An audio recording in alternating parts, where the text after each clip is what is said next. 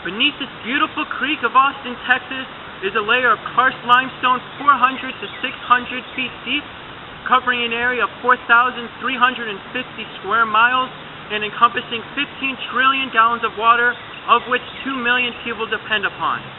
This underground reservoir is the Edwards Aquifer, and the purpose of this study is to look at this beautiful creek and its role in shaping the overall sustainability of this aquifer.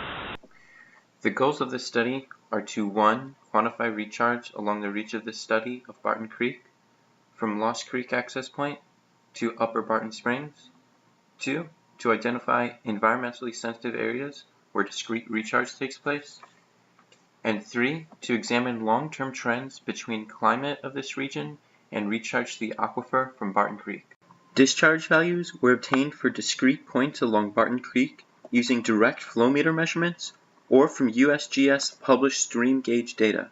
With these values, a gain-loss analysis was developed for the reach of Barton Creek of this study.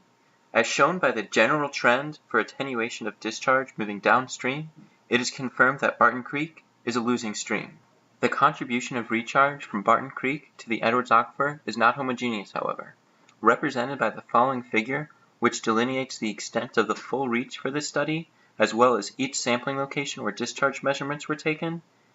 The segments shown in green represent a gain in flow, and red a loss in flow between sampling points. There are 2 key points to note from our gain-loss analysis. One is the significant drop in discharge between Twin Falls and Loop 360.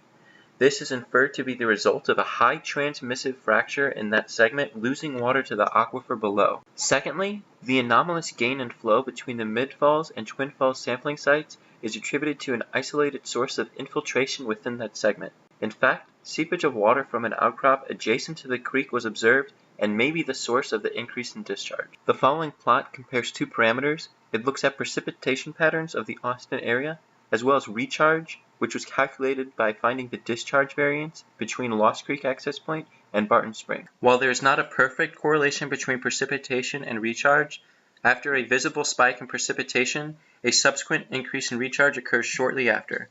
This delay represents the time it takes for water to infiltrate to Barton Creek. Overall, it is clear that Barton Creek is a losing stream, contributing 47.28 cubic feet per second of water to the Edwards Aquifer, with various heterogeneities of recharge along its reach.